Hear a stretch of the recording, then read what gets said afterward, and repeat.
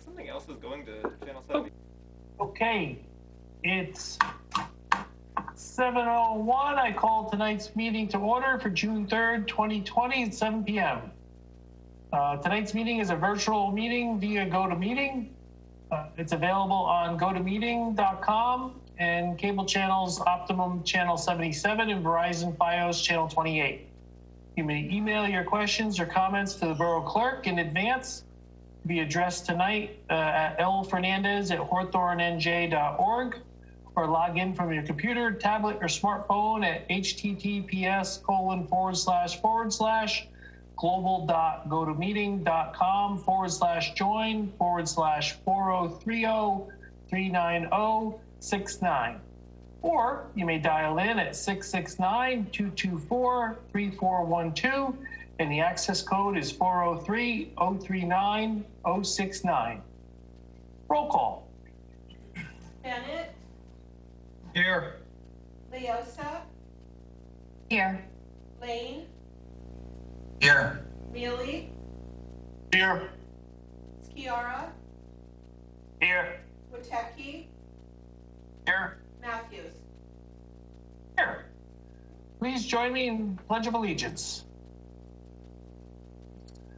Pledge allegiance to the flag of the United States of America and to the republic for which it stands, one nation, under God, indivisible, for liberty and justice for all.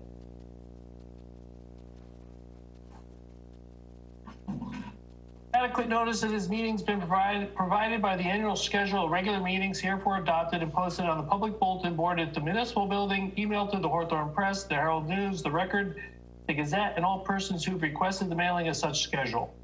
A copy of said schedule has remained on file in the office of the Borough Clerk from and since December 12, 2019. Before we begin tonight, I just want to make a brief statement. I want to acknowledge the tragic event that occurred in Minneapolis the other day. George Clark's death was a senseless event, and the police officer's actions were horrific.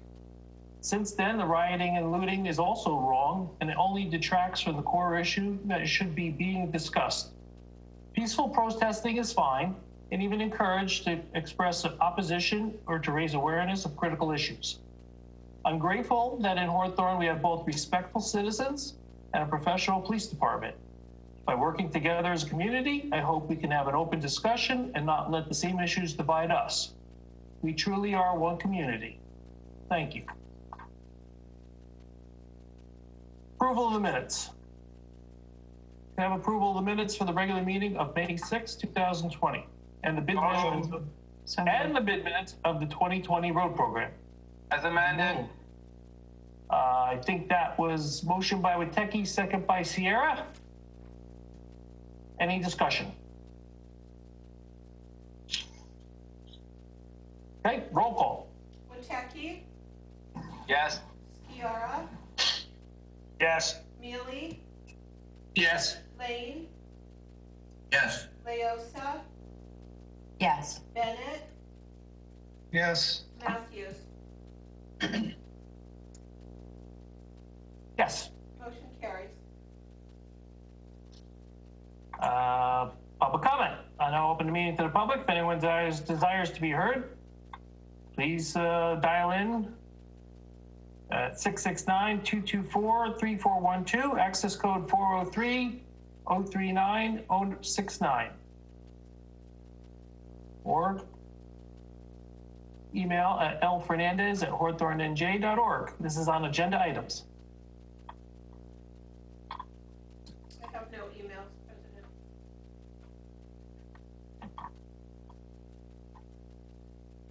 Okay. Well, seeing none, have a motion to close the public portion of the meeting. Motion. All those in favor, motion by Sierra, second by Witecki. All those in favor? Aye. Aye. Motion carries. Adoption of ordinance number 2252-20 and the public hearing. An ordinance to further amend and supplement Chapter 505 of the Code of the Borough of Hawthorne, Vehicles, Traffic, so as to designate a four-way stop intersection and at an additional location where posted, and to revise Article 8 schedules so as to thereto the said location, to add the said location. Public hearing. I now open the meeting to the public. If anyone desires to be heard regarding the ordinance, please call in now at 669-224-3412. Access code 403-039-069. Or email lfernandez@hawthornenj.org. This is the addition of a stop sign at Pasadena and Pocomoke. Pocomoke.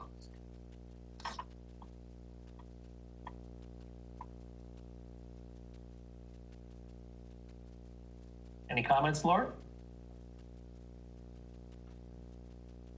No, sir. Okay, can I have a motion? Motion. Second. Well, wait a minute here. Seeing none, I entertain a motion that the public hearing on this ordinance be closed. I jumped the gun. And that it be resolved, this ordinance was posted on the public bulletin board in which public notices are customarily posted, published in the Hawthorne Press, and available on the borough website. Copies of said ordinance were made available to the general public. Now, therefore, be it resolved, this ordinance be adopted, and the clerk is authorized to advertise the same according to the law. Now may I have a motion? So moved. Motion by Lane, second by Sierra. Any discussion? Yes, Council President, I think we need to amend that statement because the Hawthorne Press no longer exists. Oh, I apologize. I missed that typo. Should Bruce be- found the Waldo. Correct. That should be the Herald News or the Record, or the Record publication. I'm correct on the original ordinance.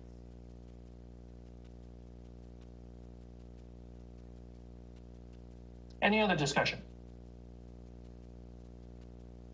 Roll call.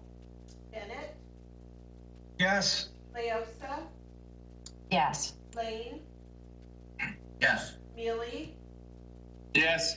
Chiara, Yes. Wojcicki, Yes. Matthews. Yes. Motion carries. Old business.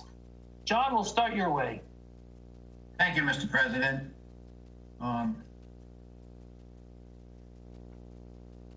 I would like to thank Eric for a couple of items that he's had corrected at the ambulance building. The new water heater has been installed and the new flushometers in the laboratory. So thank you, Eric, for taking care of that.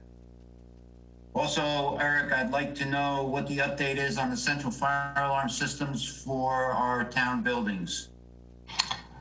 We have been working on some other things that we will get to and take care of, but it's not been done yet.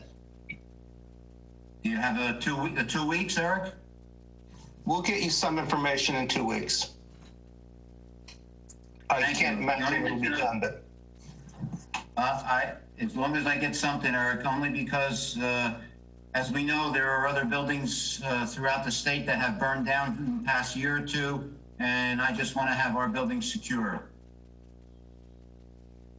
Also, Mayor, a while ago, I had brought up with regard to the Board of Health and their flu shots. I know we're in a coronavirus state right now, but I'm getting the flu shots for all emergency services.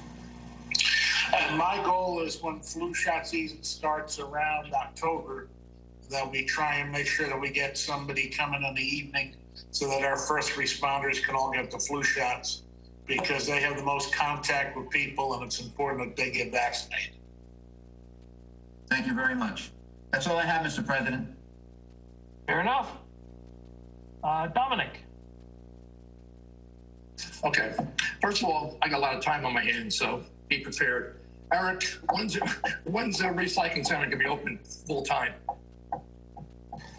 we're expanding the hours now. I forget the start date for that.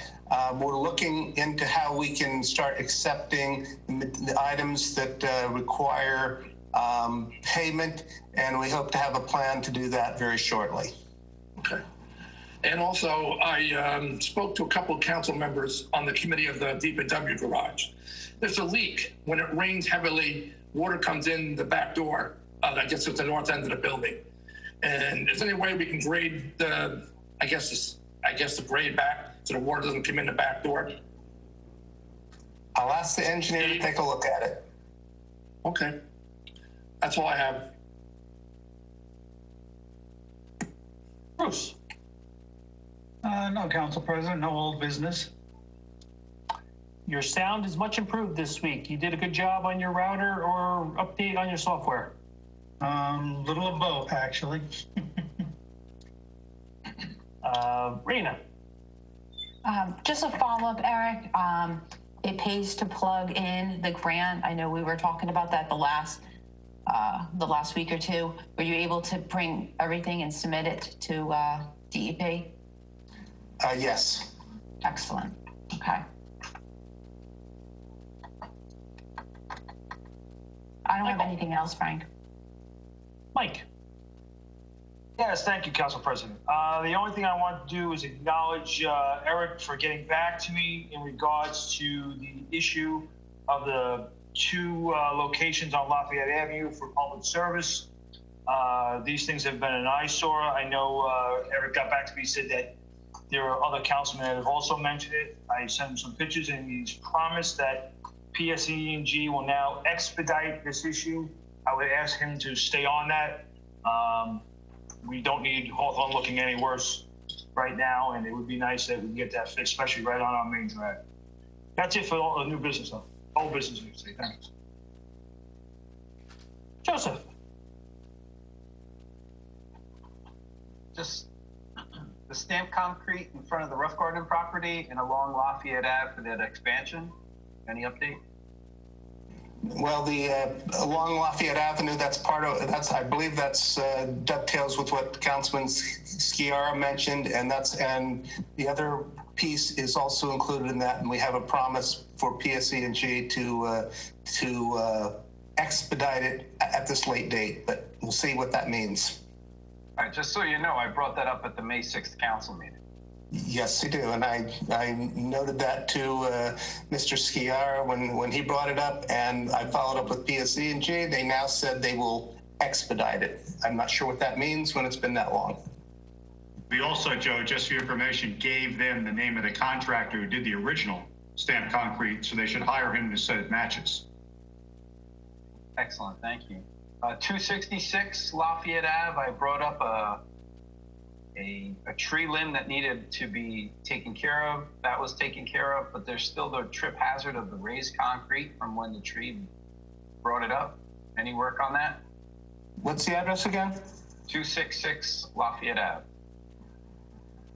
It's actually in front of a great attorney's old office. Michael's old office. Okay. We'll follow up on the sidewalk. And I announced last meeting I tested positive for the antibody coronavirus. Where are we with the antibody protocols for employees of the borough of Hawthorne? And are we doing antibody testing? I know, Mayor, I did read in your last letter that we would be doing testing for the coronavirus at the pool lot, but I'm also interested in antivirus, the antivirus testing positive for those who already had corona and now test positive. My understanding, Joe, is any employee who wanted the antibody testing was sent to Midland Park to have that testing done. So I think everybody who wanted it that was a borough employee got that done. And are we moving? Have we come up with a policy for those? Because there is a policy already in place at an establishment I work at that if you have the antibody, for example, I could be at the municipal building right now for all intents and purposes because of my antibody testing positive. We don't have a policy yet, Joe. If you want to send us a copy of the hospital's policy, we'll certainly take a look at it. I didn't see any.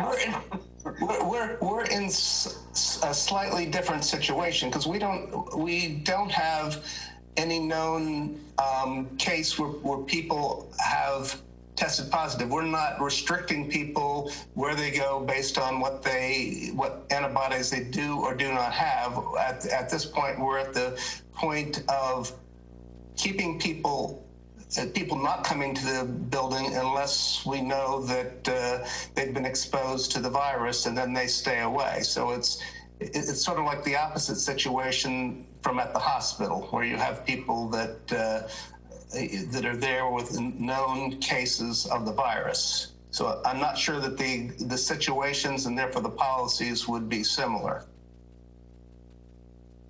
Hey, Joe, does the hospital policy set a tighter limit for the antibodies? Because, you could have nobody's really sure yet what the level of antibody has to be for you to be protective. Does the hospital actually say you have to have a certain level or any antibodies? Well, what it's currently talking about, and one of the infectious disease doctors has mentioned that moving forward, she would imagine that there would be the opportunity for those if you're going on a flight, you're going on an airplane, there'll be areas of those who already have the antibodies and those who don't have the antibody. So I'm just curious if we're looking forward of what it's going to be like for those who do. And I think, if we're moving, and when I speak of this, I speak of, we're looking always at the second curve that's going to occur, or we assume the second occurred. And I'm wondering if we're preparing for September, October in the event that that's a reality. And I don't know if I direct that to you or do I direct that to the OEM director? Because I do see it right there. If we have a second wave, we're likely to do it now and shut down the building, even if we have opened it in the meantime. So it's not a matter that the people who are coming into the building there's no one we're expecting them to be exposed to. What we're doing will be excluding employees who have tested positive or been exposed. I think that's our strategy, and I don't think we're going to say only the people with the antibodies going to come in, because we're not expected to have a population in the building that is sick. So that's what I'm saying. I think we're in a different situation than the hospital. I disagree. Your police, your fire, your ambulance personnel are essential personnel. And those essential personnel, I would think you'd be preparing a policy for those very important people that work for us. Hey, Joe, may I speak in? Go ahead, Chief. The antibody testing is 14.9. Anybody that's above that number, if you're at 0.08, you don't have enough antibodies in your system to beat the coronavirus. Anything over a 14.9, you have the antibodies. My numbers are at 24.1. So a higher number than what requested for the antibodies. All the first responders I'm aware of, the police, fire, and ambulance, have been going to a facility in Midland Park, getting tested either for the coronavirus, and they've been getting, and once they're cleared by the doctor, they're allowed to come back to work. A lot have gone for their antibody testing, and they are coming back with the results. But that's where we're at right now. I know the police, fire, and ambulance are all going to Midland Park. It was set up through the fire chief, and our agency had done it. But the threshold number was a 14.9. Anything below that, you don't have enough antibodies to say that would properly, again, to my doctor yesterday, you won't beat the virus with a 13.9, they're saying. 14.9 is the threshold and above. Again, how do we know what if people are walking Borough Hall? Would they walk in with a doctor's note? I don't know. But our first responders are being returned back to the line under a doctor's supervision, under a doctor's care. We can certainly look at policies with our volunteer ambulance, with our volunteer fire, and with the police.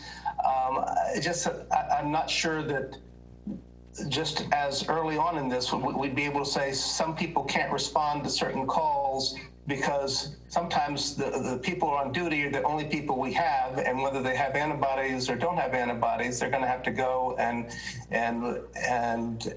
respond if there's a call. But we can certainly look at that and see whether there are cases where we should distinguish between what we do and who does what in various situations. Council President, could I say something? Sure. One concern I have in regards to this testing, whether it be for the coronavirus or the antibodies, I heard a report today saying there is many false positives and false negatives. So that leads me to believe, some of these tests that they could be taking could have an inaccurate result, whether it be for one time or a second time. So it's just something that we should consider and find a little more information out before we, make a dictation that, hey, now you're clear, you got the antibodies, you're ready to go. Just food for thought.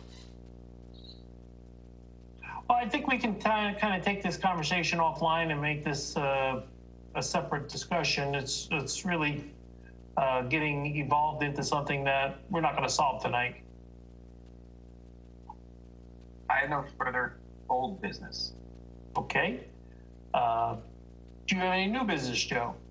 Just to thank Lori so much for dropping off my packet. I did have some computer difficulties downloading that 67-page attachment. I want to thank you so much for dropping it off at the house. I did have the opportunity to go through it because I don't know if anyone else had any problems, but it was such a big file that it told me that there was too many megabytes to open on my phone, and work blocked it, so there was no other way for me to get it. So thank you very much, Lori. My pleasure. We're going to take care of that for you, Joe. I'll be voting yes on that. Pedal faster, I think, is the answer, but okay. You have to jog through the neighborhood and find some gas leaks first. Michael. Thank you, Council President. The only thing I have a question for is possibly the mayor or Eric. Mayor, you put a letter out discussing the outdoor dining. I know there's something, a resolution tonight about one of the establishments. Do we have any more information on what direction we're headed with that? We're trying to make it as easy as possible for our businesses to reopen. Michael and Lori are really heading that up, and I'll let him comment to say whatever he wants to say. Thank you. Nothing else, Frank. Okay. Do you want to comment on that now, Mike, or do you want to just wait until your administrative comment? I was going to do it as part of my report, but I can do it now if you wish. It's your call. I'll wait. Okay. Raina. Couple things. Just wanted to announce that New Jersey EDA Small Business Emergency Assistance Grant is round 2. They finally announced that the application will be available Tuesday, June 9th, starting at 9 a.m. And this is a $50 million CARES Act federal funds.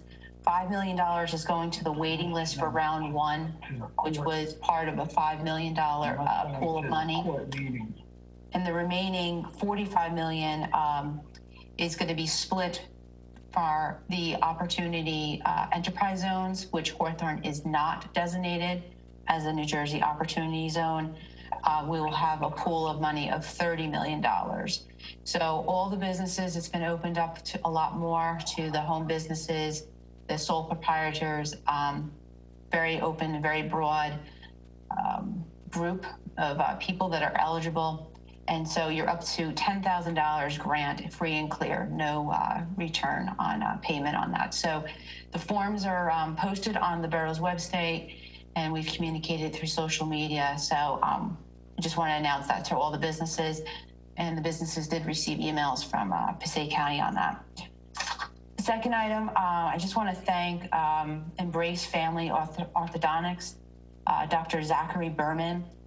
He put together a video for the community with all the local businesses and community leaders, and I really was proud to be part of that. It was a great video. It was premiered yesterday on the school system. And lastly, we had a green lecture last week, which went really well. We're going to have more green lectures for the Environmental Commission going forward. And that's it that I have, Frank. Thank you, President. Bruce. Yes, Council President. I actually did have some new business this week, but I sent Eric an email. He got it taken care of, so I guess I turned it into old business. Either way, thank you, Eric. It's a very efficient way to operate. Fair enough. Dominic. Okay. As I said before, I have a lot of time on my hands. I was thinking, since we're trying to help businessmen and business people, I should say, is it possible that we can close Diamond Bridge between Lafayette and Grand, like on Friday and Saturday sometimes, so that people can mill around and we actually can help the local businessman? What do you think, people? We have to get permission from the county because it's a county road, but it's something that we're looking into. Okay. And while we're there, what's that? You have 2 or 3 restaurants on there that might benefit from that. Yep. And second of all, I know it's new business.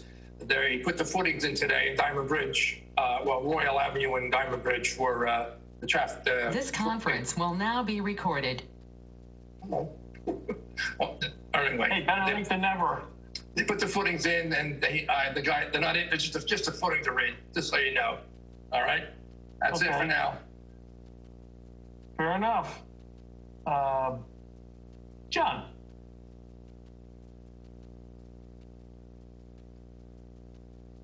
Your mic's not on, John. Eric, is there any update pertaining to the second floor renovation at Town Hall?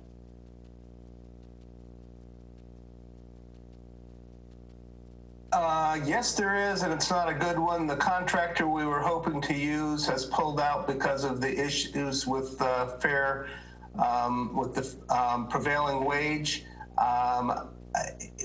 That's the problem we've had with other contractors. It looks like we're going to have to put out some kind of RFP or bid on it.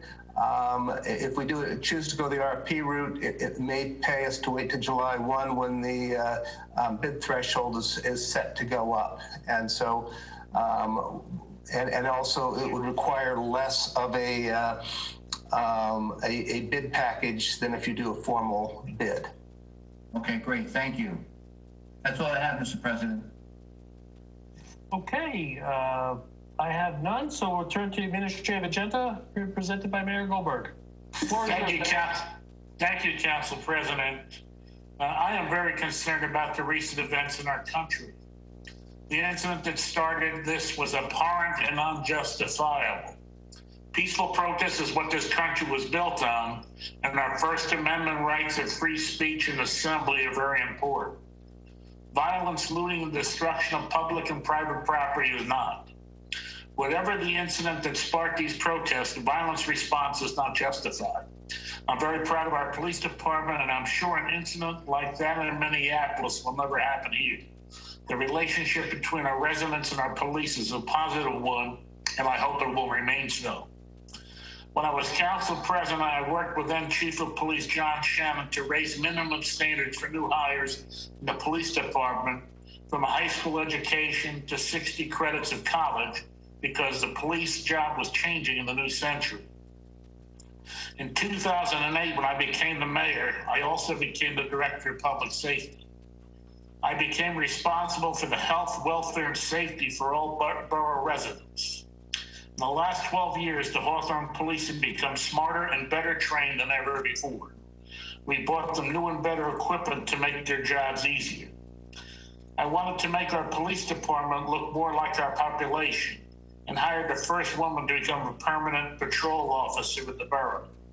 I also hired 2 Hispanic officers, and I was the first one to integrate the department by hiring a Black police officer. And I'm sure if not for a career-ending injury, he would have had the ability to lead the department in the years to come. I have hired officers both from within the borough and from outside. Both provide different views and helps make this a well-balanced department. You're probably unaware that in our contract with the police, we pay educational stipends for the undergraduate, college, and master degrees. Our patrol officers, detectives, as well as our supervisors receive constant training. I believe Hawthorne has one of the best police departments in the state of New Jersey. I take offense when someone questions their ability or training.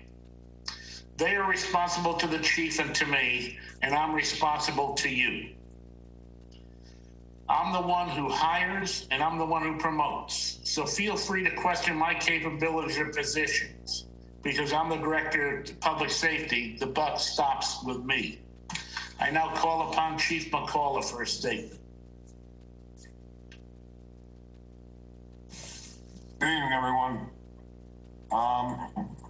The last few months have been very trying for our community and our country. Since early March, we've seen the onset of coronavirus or the COVID-19 virus, and what it can do to our family and our loved ones. Americans have stood strong and faced it head on. Businesses have closed, residents were ordered to stay home, but they turned to the positive. We watched Americans gather in support of our essential workers. We were close to becoming near to the end of the road when a light switch went off on May 25th. George Floyd was unnecessarily killed while in police custody at the hands of a few officers in Minneapolis. Since then, we have seen our country implode with peaceful and at times unruly protests. Towns in New Jersey and across America want answers. Americans need answers. They want change, but most definitely, they demand and deserve justice. The use of force or being biased to anyone is not tolerable by me or any members of our department. In over 10 years that I've been in some leadership capability, 3 as a captain overseeing the Internal Affairs Bureau, and almost 8 years as police chief, this department has had no excessive force complaints or biased incident complaints filed against any officer in this department. We've had no lawsuits alleging any kind of abuse by a police officer to any resident or any person that's ever traveled into this borough. That tells you about the integrity, the morale, and the character of the men and women that work and serve this community. The best thing you can have is key values and key ideals. New Jersey Attorney General has had the toughest standards with excellence in policing since its onset. Last year's initiative began with professionalism, accountability, and transparency as his major keys to the best practices in policing and good community relationships. What else is key, as the mayor had said, training and education. Our officers are not only trained in the highest level of crisis intervention training, how to de-escalate, they're also instructors. More than half of our department has been trained and has been asked to come back to an instructional level for some kind of crisis intervention, dealing with mental illness, dealing with the public, and how to de-escalate something that might turn ugly down the road. Our measures in place to avoid tragedies what took place on that. We have policies that have to be reviewed. We have what we call administrative reviews. Anytime that use of force, a bias incident, a police officer has an accident in a police car, it has to be reserved by the highest level of a command staff member and then turned over to Internal Affairs for additional review. I believe in the Constitution, and I especially believe in the First Amendment. The freedom of speech, religion, and press, essentially an assembly, and a right to petition the government are key factors. I believe that people need to speak and assemble and to have their words heard and to be listened to. If you want to speak, call me. If you want to walk, I'll walk with you. But don't create violent situations where Americans can get hurt and property can get damaged. I've never judged a book by its cover. I look at the material that's inside and the content within. I've never mentioned race or creed during this conversation because it shouldn't matter. Americans are one, and we should all stand as one. Don't judge somebody by the uniform, with the fault of 4 officers in Minneapolis. So thank you very much.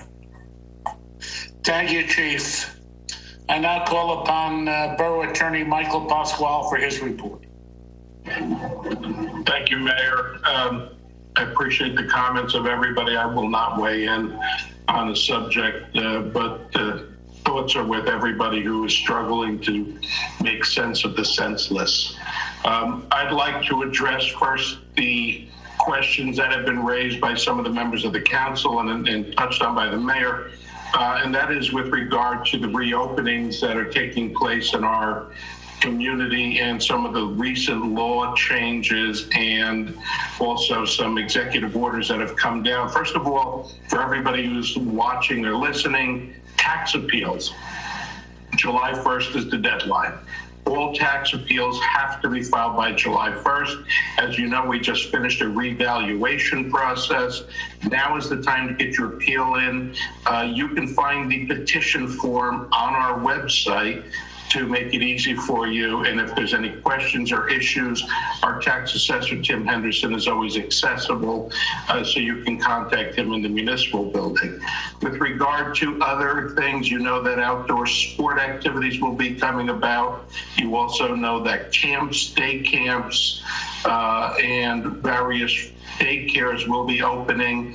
As touched upon by the mayor, Lori Jean DeAugustinis and I have been working for the last several weeks with regard to restaurant reopenings because first, it's important to me, but secondly, and to the mayor, by the way, I just put him in the restaurant category, but the importance of getting our businesses open and also to bring us together, because what brings us together ought to be more than what brings us apart.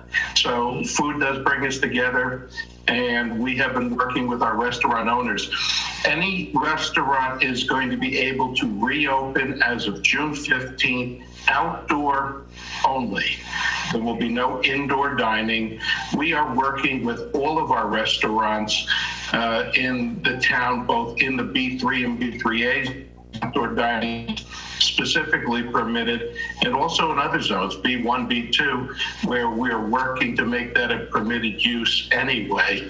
We're going to allow outdoor dining as a temporary measure, and Jean is actively taking steps how you need to do this. If you're a restaurant or business owner that wants to have outdoor dining, speak to Jean DeAugustinis and get him a sketch plan.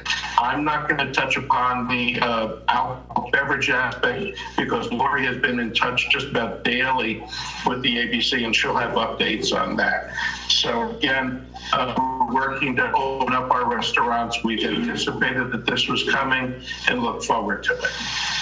On to now the main event for me, at least, which is what could be the culmination and final point in a 5-year litigation.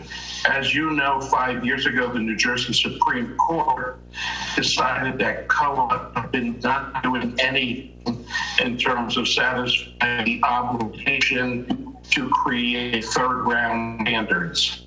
The Supreme Court took the matter from its hands and placed the jurisdiction back in the courts.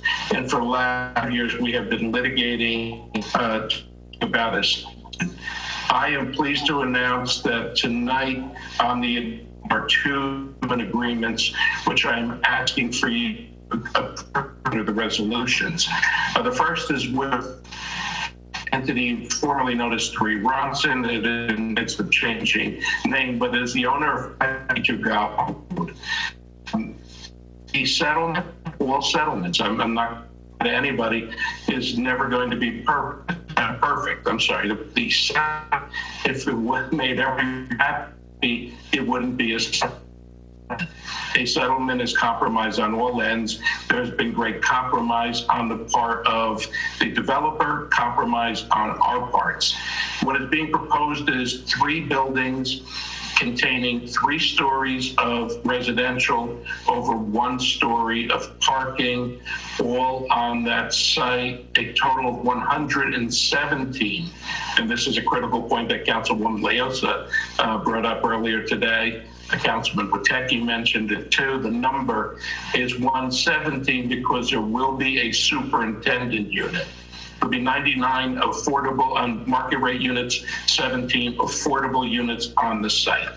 So The settlement is, again, predicated on us allowing for and creating the zoning. The zoning was what we were negotiating back and forth pretty much all day for the last 3 days, but we think we have that in place.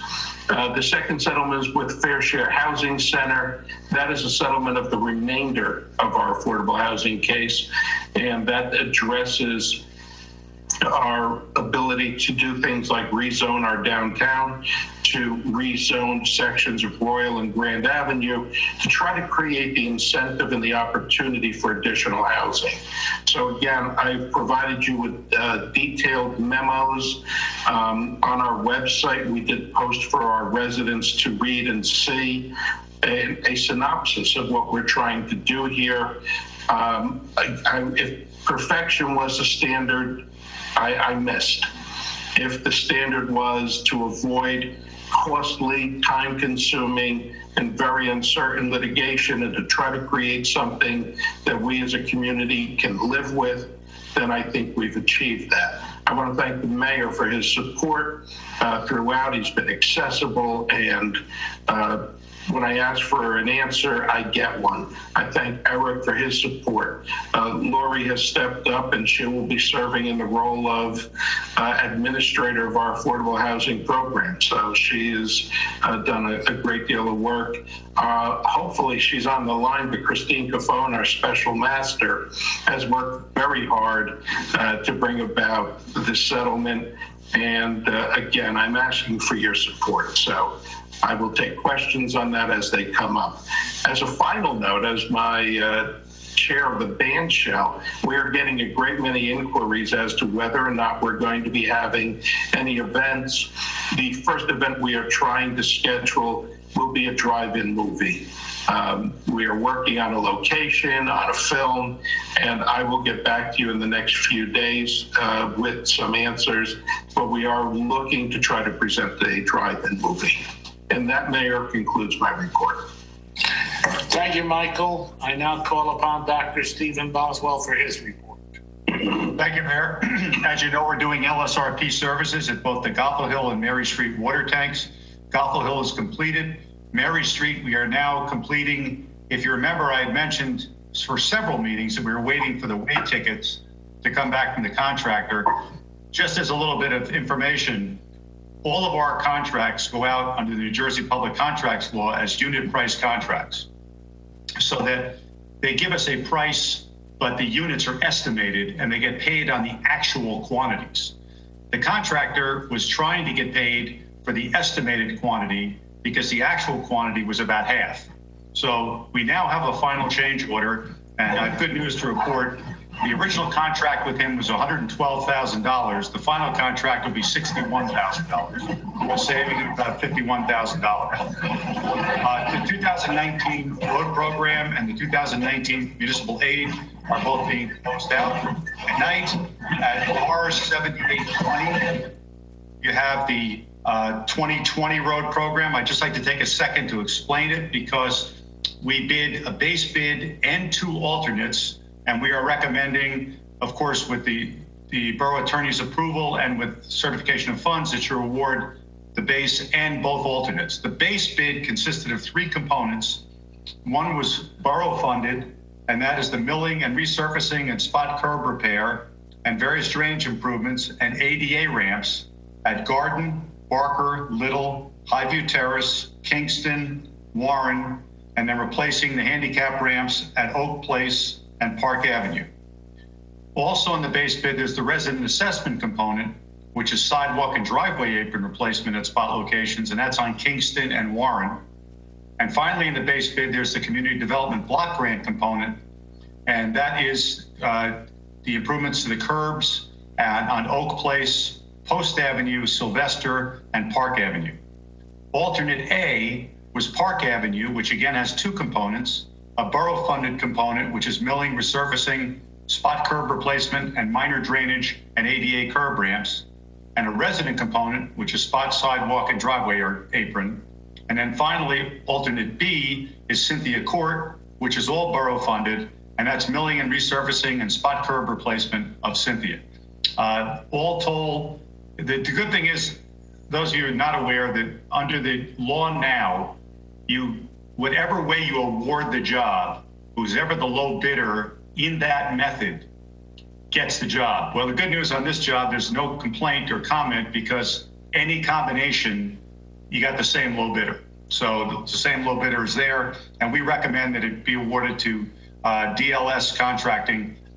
And as I said, that's on the agenda tonight as R7820. The soil conservation permit has already been applied for the job. Also, the 2021 local aid application is on tonight as R7320, and that's where the borough has decided to make it Bamford Avenue for local aid. The 2020 municipal aid, which is Parmley, the bids were advertised on the 27th of May. They are due on June 10th, and it will be awarded on June 17th. And again, in the spec, it says the area near the school has to be done in the summer, and that's part of the bidding. Finally, the Hawthorne Library lighting improvements. We met with the library committee. We took their comments, and final drawings are being prepared now, and the documents necessary to submit to the State Library Board in order to secure a grant. And then finally, the borough, I think tonight, is also approving using capital alternatives to apply for a special grant for the Washington Ave Royal Ave drainage project. So we gave an updated estimate to Eric on that the other day. And that's all I have, Mayor. Thank you, Steve. I now call upon our Borough Administrator, Eric Maurer, for his, I'm sure, lengthy report. Yes, in fact, I'm going to apologize in advance for a fairly lengthy report. I'm pretty sure despite Councilman Mealy's claim for needing a lot of time, I'm going to take far more time than he did. The administration is working on a plan following CDC guidelines for reopening the municipal building to the public, which plan will cover social distancing measures, physical changes to the building, and revised procedures. I've received the question of whether the date of opening the building will be the date for opening of non-essential retail businesses. The short answer is no. The longer answer gives some explanation. First of all, we need to be ready to implement our opening plan, which will not occur by the 15th. Second, there are significant differences from retail businesses which figure into the decision. First, people have ways of accessing all municipal services without access to the building, things that are simply not available to many retail businesses. And there's also an economic argument for opening businesses so that owners and their employees may receive respectively revenue and wages that simply don't exist for the government. I consider in-person services at the municipal building more akin to those at another government agency, for example, the DMV, which is not yet being reopened by the governor, despite what is likely to be more inconvenience to the public and their customers. We're much more polite, Eric, than the DMV, though. Yes. We will continue to get ready to open, since that's what we want and what our residents expect. There's still no decision from the state on whether the pool will be open this summer, and if so, what additional rules might apply. Nevertheless, we're forging ahead with plans for a possible reopening sometime in July, despite this uncertainty. The county will, as I think the mayor mentioned, the county will be holding a COVID-19 testing day and a separate food distribution day at the Hawthorne Pool parking lot, and other dates elsewhere in the county. More information will be available on our website and via Nixle once the dates here and elsewhere are finalized. On a similar note on food, I just want to acknowledge the owner of the Sunoco station who made a significant donation to our food pantry of over $1,000 worth of food. We have a lot of people contributing, but that is one big contribution which deserves acknowledgement. For the CARES grant, which will fund COVID-related expenditures, we're collecting departmental requests, and we'll summarize these for the council as promised once we've finished reviewing everything. It looks now as if our expenditures will be closer to the amount of the grant amount than I originally expected. Still don't have a final total. Some items, though, are going to need to be sent to the county for decisions on eligibility before we lay out the money. Some items we need to move forward with, we will move forward immediately, whether it's PPE or in a couple cases resolutions which are on the agenda tonight. Resolution R7420, which has to do with cleaning services at the building. The costs for Ashland will exceed the bid threshold. So therefore, we're doing a resolution to confirm the cost of previous cleaning and authorizes a contract going forward for daily touch surface disinfection. This also is, as mentioned, will be charged to the CARES grant. Our 8020 confirms the purchase of laptop computers for staff members to work remotely and for elected officials, and Chromebooks for planning and zoning board members for participation in virtual meetings, as it was reviewed with and approved by the IT committee. Most of these costs are purchases. Under state contracts or using the IT contract with PASCAC. Again, these are charges to the CARES grant. On some other issues, R7220 is authorizing a grant application for an alternative fuel vehicle for the DPW water department. A memo's in the packet. Up to 100% of the cost could be paid for on a successful application.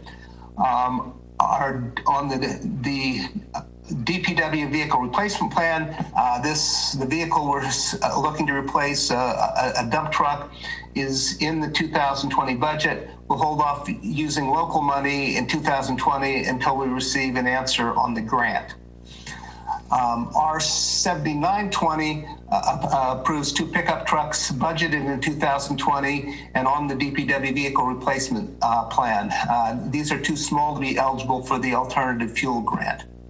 R8220 replaces a resolution from October when we joined the state health benefits plan. It adds the library employees as being eligible for the 50% of the cost of benefits when they retire with 25 years of service, as provided in their union contracts. That was just an error on my part in leaving that out in October. It doesn't change the obligation that we already had for our union contracts. R83 and 8420 are related to the grant application mentioned by Steve. It's to the DOT for funds for phase 2 of the Washington and Royal storm drain project, which extends the larger diameter pipe for a further distance. Our grant writers will prepare the grant application. The Passaic County Co-op for natural gas supply will be awarding a contract at a price 20% less than the PSE&G rate.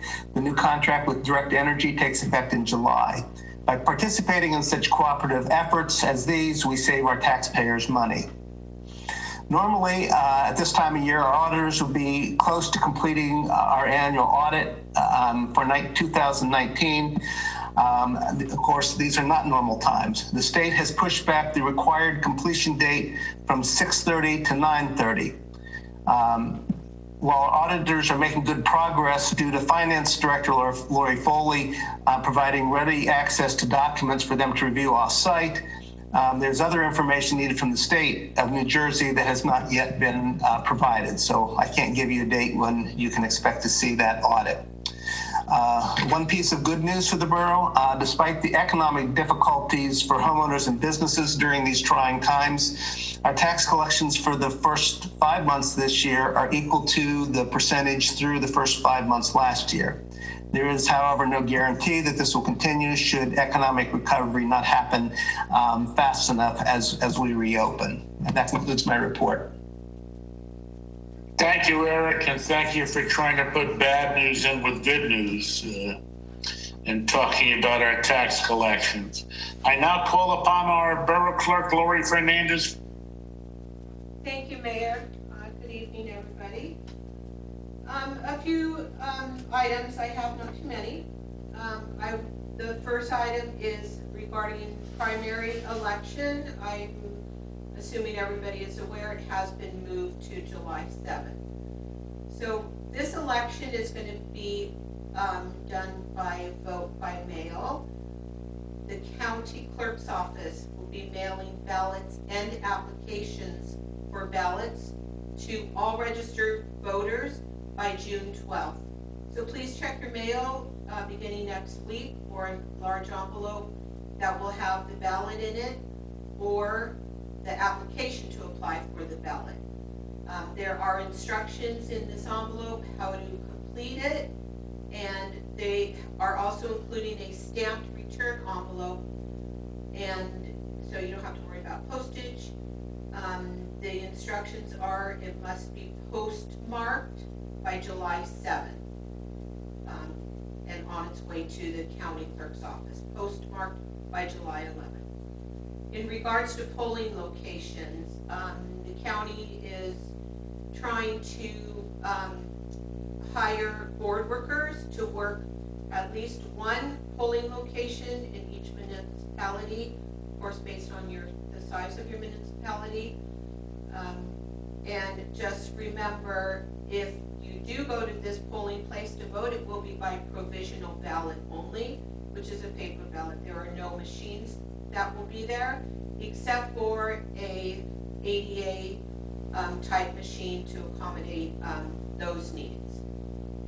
They really are recommending to please use your vote by mail ballot instead of coming to this polling place, only because the provisional ballots get opened up and counted last. So if you use the ballot you get in the mail, it's going to be included in that initial count. The provisionals get opened and counted later. Just something to remember. In conjunction with this election, the last date to register to vote, should you not be a registered voter, is June 16th. There are applications on our website. Our website is www.hawthornenj.org. If you do a / and the number 169, that'll take you directly to the page where you can find this application. If you prefer that I just mail you one, please call my office. I'll be happy to put one in the mail to you. My office number is 973-427-1167. Also on July 7th, this is the deadline to submit your petition as a candidate for the 3rd Ward seat. This is an expired term that is a part of the general election that's taking place on November 3rd. This petition, you would need to obtain 48 signatures, and the petition gets turned into the Passaic County Clerk. It does not get handed into me. It gets handed into the Passaic County Clerk. She resides in Patterson, but they are, of course, will be accepting your petitions by email. The date is July 7th. The time is 4 p.m. There is additional information and links on our website. Again, hawthornenj.org /169. And Danielle Ireland Imhoff, who is the Passaic County Clerk, is also available. You may call her at 973-881-4127. Liquor licenses. The ABC has created a new 6-month permit to address outdoor dining in conjunction with the June 15th opening of restaurants and bars for outdoor dining. This permit will allow the licensee to expand the premises of their liquor license to the outdoors until November 30th, 2020. And it is for a small fee of $75. We just did get this information in our email this afternoon about 4 p.m. I did forward it to all our liquor license holders. They will be able to apply for this online beginning this Friday, June 5th. It is a short form that they fill out. They also have to upload a sketch of the outdoor area, how they plan for this to be set up. The application then gets forwarded to the Chief of Police, Chief McAuliffe, and myself for endorsement. So there's a couple lines of approval, and the ABC promises to turn that around in 2 days once the chief and I do endorse the application. And in regards to resolution R7720, that's on our agenda tonight. This is Batavia Restaurant.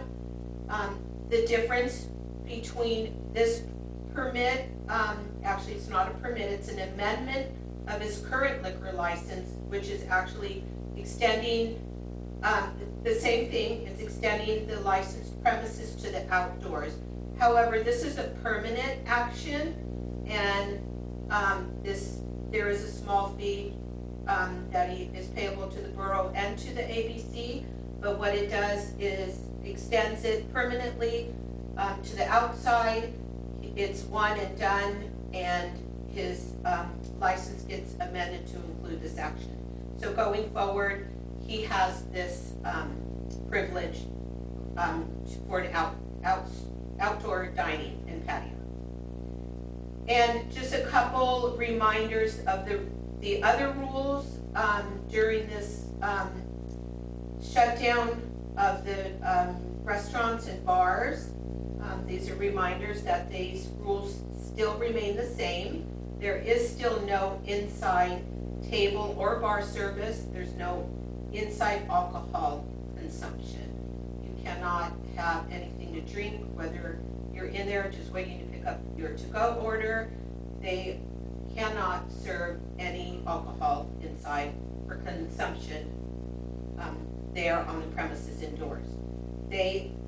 The other rule that still remains is that they are still permitted to sell the packaged goods. They can even sell mixed drinks now at this time in the proper containers for off-premise consumption. So again, that is all to-go packaging, and they are all aware of the criteria, how to package it and stuff. Our ABC has been in town and visiting our licensed establishment, so I just want to remind them to please continue to comply with their rules and regulations to avoid violations. They will hand them out. And that concludes my report, unless anybody has any questions. Lori, I assume that the Republican and the Democratic candidate for the special elections don't have to turn in petitions by the 7th. You are correct, Mayor. They are on the ballot by nomination and by nomination by each of the parties. So those two candidates are on the ballot. So this would be anybody outside of those that are already nominated. Thank you, Lori. Council President, we'll be glad to answer any questions. I think Laura gets the award for the longest report. Is that good or bad? Does anyone have any? Oh, it's always good. I do. Does anyone have any questions for the administration? Joe. Well, first off, I'd just like to say, Lori, I'd just like to correct you if I may. Sure. The county clerk does reside. Never good to say that to her. Let me start by saying she does reside in the borough of Hawthorne. Her office is located in the county of the state. I stand corrected. You're absolutely right. But So you would I do have submit your petition to her office, not her residence. You said resides, not me. So I have a lot of questions, so I apologize. It won't be as long as Lori's report, probably shorter though than Eric's. For administration, I'd first like to start by saying kudos to the library. For those who don't know, the library currently has a book swap. It's located in the front entrance of the library. You can go there. They have books out there for you to grab. You can swap the books if you're interested. bring a book, drop off a book. It's really great for those who can't enter the library at the current time. I want to thank Michael. Michael, I always enjoy when you give a synopsis of our reports that we have to review. The last one on law and order update memo was excellent. I think it would behoove the governor to hire you to explain when there is a new executive order. You do an amazing job, and I want to thank you for that. Truck Thank you, Joe. You're welcome, Michael. Is there an opportunity for the band committee to consider having, now that we have outdoor food establishments allowed, to have a truck mashup so that we could have the opportunity? Mayor, Michael, it's up to you guys to consider that. I think it would be amazing. I know I would attend. I love, Dominic, your idea of shutting down Diamond Bridge between Grand and Lafayette. That is an amazing idea. Kudos to you as well. Please consider that. Joe, can I jump in for 1 minute? There is a discussion ongoing, Lori, the chief, myself, possibly putting an event together that would include food trucks. We are working on that one as well. And just a little extra credit, Raina also suggested the shutting down of Diamond Bridge as a way to give our vendors a venue. So I want to give full credit here. This was Dominic and Raina both had the same idea, and I think it's a great one. We're looking at it. Thank you very much, both Raina and Dominic. It is a fantastic idea. The train horn, I know this is around the time when we open up our windows, and the train horns are just amazing. I know Eric makes a phone call to Susquehanna. While you were giving your report, Eric, that train horn was going off from Patterson straight up Lafayette Ave. Your entire report had the train horn behind it. So if you could give them a call, I'd really appreciate it. The gun range, this is around the time I would complain about the gun range. I've opened my windows. Chief McAuliffe, if there's a schedule or something you could I don't know, forward to us and let us know, and what is the acceptable time to start the gun range. And for those who are home and are sleeping late, I know that gun range is starting very early in the morning and going throughout the day. Lastly, Eric, I have arranged, if you'd like to give a demo, if you'd like to come in, I could bring it in. I'd make sure they have proper PPE, and you could see that the sanitizing equipment using the lights that we're currently using at our establishment. That sounds great. You are more than welcome to come. I'll be happy to bring you in. I'll show you how it works. Today they gave me a demonstration on how they do a bathroom. It takes less than 5 minutes, and it's an amazing piece of equipment that sanitizes the entire room. I have nothing else, Council President. Joe, what time would you like the guns to wake you up in the morning? Not as early as they have been, if I may add. Okay, a little earlier then. Any other questions for the administration? Seeing none. Dominic, we can't see your picture. Where are you? We miss you. Michael, band shell. Can we have, what's going on with the programs? Do we know yet? Like Joey sees it, and then. Right now, Dominic, we are not in a position to put on a concert. We are not approved for a gathering of that many people in a location. We are anticipating that will come, and we think by the end of the summer we'll be able to do something. We've actually come up with, well, I have the idea of putting like twister dots on the ground. You remember like Twister used to have all those dots on the ground? We could put those about and make safe standing areas for people. So we think by the end of summer we'll be able to do something, but right now we remain on hold with any concerts. Guns N' Roses had their tour postponed, Michael, so they may be available. They're about the same age as Joe Zisa and friends. I'd go see them, though. Any other questions for the administration? Seeing none, can I have a motion to record the administrative agenda? So moved. Motion by Bennett, second by Witecki. Any discussion? All in favor? Aye. Aye. Motion carries. Introduction of ordinances, we have none this evening. Resolutions, we do have a few. We have the consent agenda R69-20 to R80-20 and R82-20 to R84-20. R69-20 is Chapter 159 Coronavirus Relief Fund / CARES Act. R70-20 is the Chapter 159 Recycling Tonnage Grant Program. R71-20 is refunds of duplicate tax payments. R72-20 is authorized grant for alternate fuel vehicle.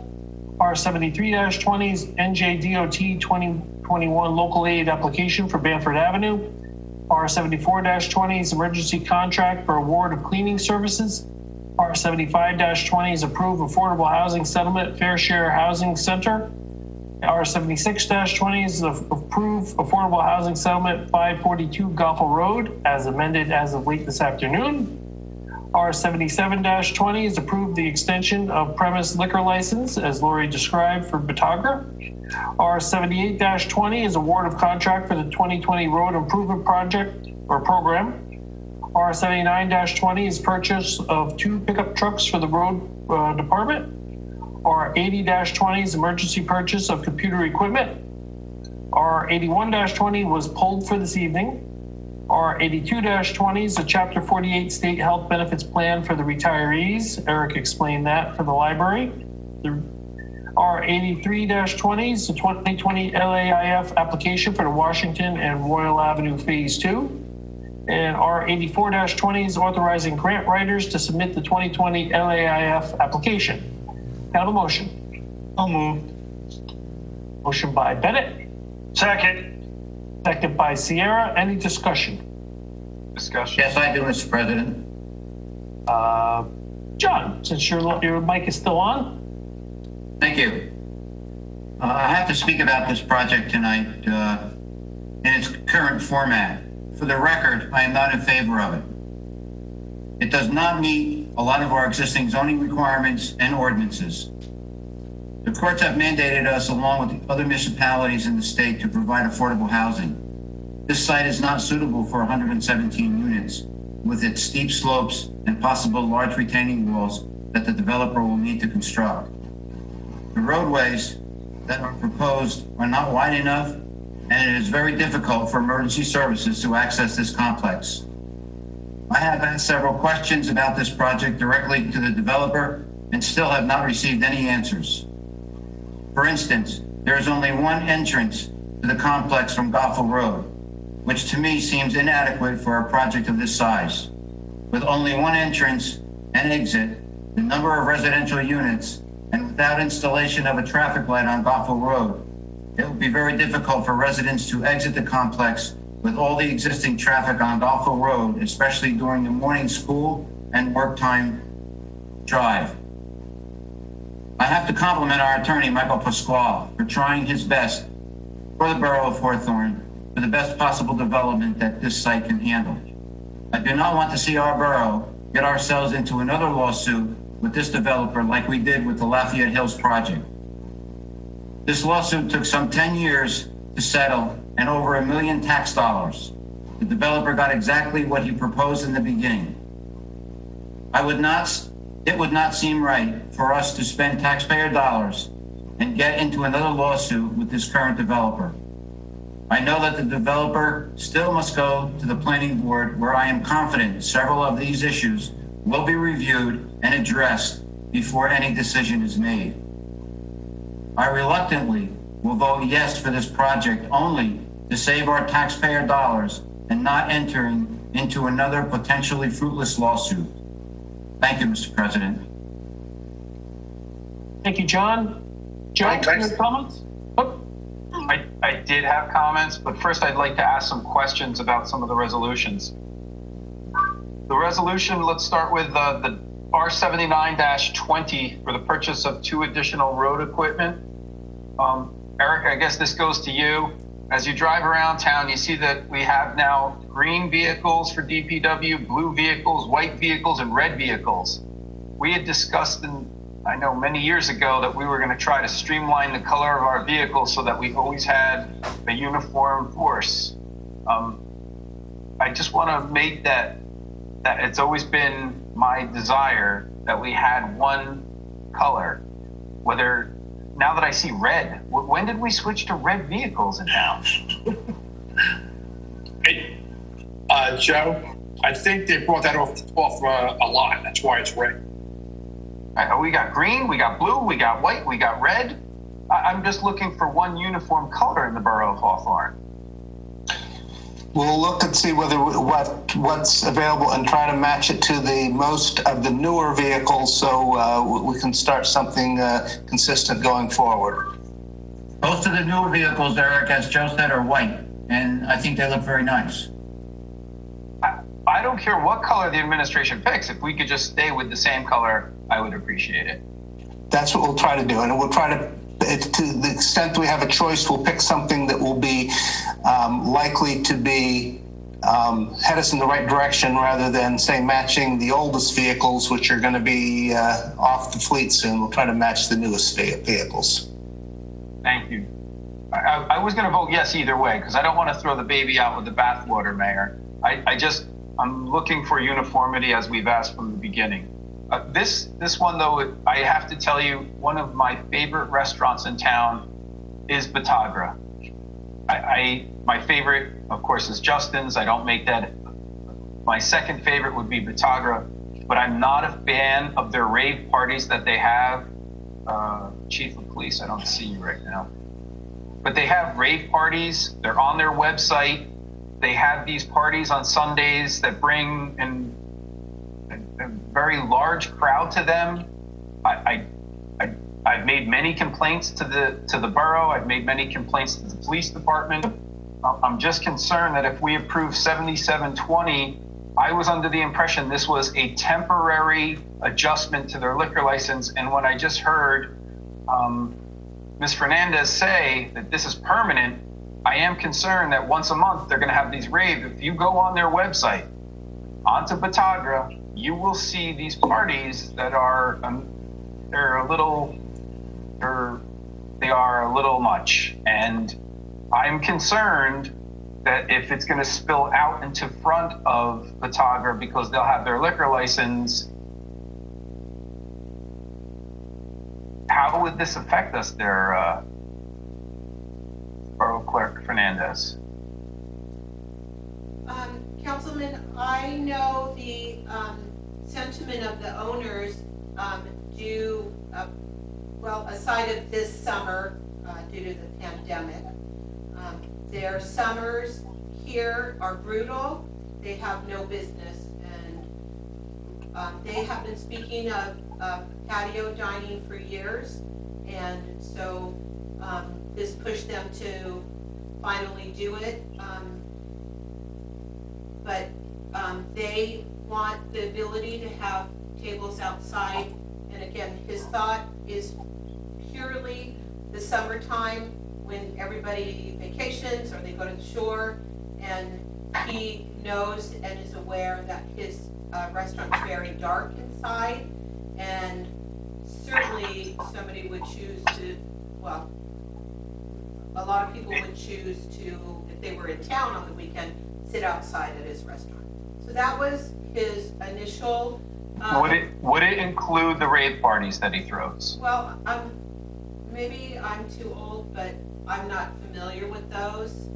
Can you have a rave party out on the patio? Absolutely not. You see the sketch and the size of the sketch, and that's how it has to stay. Originally, well, he's only. When I originally saw the first one, I did call at the time. It was an issue for me because I had asked if there was police presence because there were so many vehicles. They were pouring over to the bedroom property. They were parking there. They ensured that they were going to start parking over into the Kohler lot. They have them on Sundays. I urge everybody to please. I'm asking to pull this until we have a better understanding, because I do not want it to include the rave parties that is happening. And that's not what they're approved for. I get that, you know, you have to have a money-making ability. I love their food. I enjoy going there. I said that from the beginning. I'm not a fan. That was not what that property was designed to have. Well, I don't know if you see the sketch, Councilman, it shows the number of tables and how many people are allowed to sit there. And, you know, Michael. So he's showing 4 tables, there 4 round tables, and 2 people tables. That's correct. I mean, Lori's correct, Joe. This is a very limited permission. This allows them to have outdoor dining strictly in that area, in that configuration. So you're not talking about rave parties outside, because it's limited to 6 tables and it's strictly for some outside dining. It would not include any spillover from any what you call a rave party. So I don't see that they're related one to the other. And certainly in this time, I wouldn't want to punish one of our better business owners in town by not allowing them to have outdoor dining. I mean, this is a time that we need to work with our businesses. I'm all in favor of just getting clarification, because if anyone has the opportunity to Google it real quick, you'll see what they have posted on their website. It is not what that parcel of land was intended for. It is happening once a month prior to COVID. I know that I call the police, I stop in, they charge astronomical amounts for people to park there. I don't want it to, if they take up that space where there is that seating, I don't know where he's gonna have parking, ample parking for the people that are going to be going there. And those are picnic benches, I assume, to the right and left? No, there are no picnic benches. Our ordinance does not allow picnic benches. There has to be actual tables. Those are... I believe they're barricades. They're like the horses, barricades. But you see how he's diverting the valet parking, obviously, you know, to different spots. So, so where would be parking now to fit the property that is there and the seating capacity? Well, again, the ordinance, Joe, does not require makeup parking. The idea of the ordinance was to allow for additional seating outside without there being a demonstration that you're making up parking. And the theory is, as Lori stated, people in summertime simply do not go to restaurants. Restaurants are dead in June, July, August. They don't start coming back till September. So the outdoor dining is simply a way to try to bring people to an otherwise pretty quiet place. Our ordinance is not designed to make up the parking lots. Michael, when Shortways required outdoor dining, we required them to make sure that they had parking spaces for the seating. Shortways was deficient parking to begin with.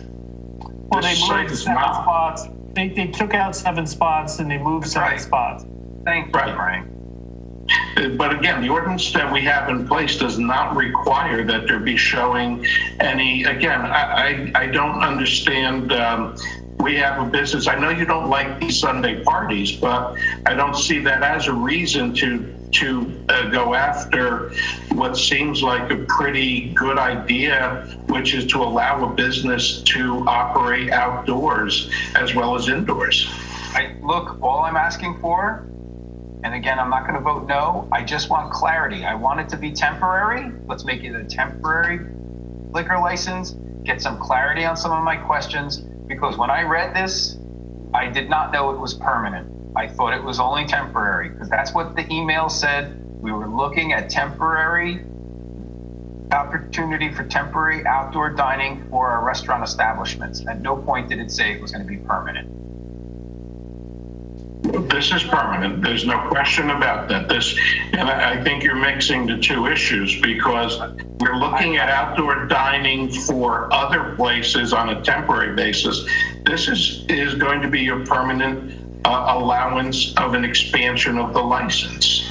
And again, it's totally permitted in the B3/B3A zone. This is a permitted use. Gene DeAugustinis has already signed off. You as a council, I hate to say it, don't have authority on anything except the expansion of the liquor license. You don't have the authority on whether or not it's a site plan approval. That's not before this board. It's strictly the liquor license. And again, I don't, that's all that's on the table. And I really don't think pulling this application, in this, you asked for it to be pulled until you get more information. Restaurants are being opened by June 15th. To tell this vendor you can't go forward when Gene has said so, I'm really not understanding the thinking on that. They will have to go before the planning board for their change of use for that area, though. They will not. Why? Because the B3/B3A zone does not require that. But they're now using the space differently. But it's not a site plan issue. It's a temporary in the sense that, again, these are only permitted. No. But you have to understand, the use outdoor dining ordinance only allows dining at certain times of year. It's not year round. There's no structure going up. There's nothing along those lines.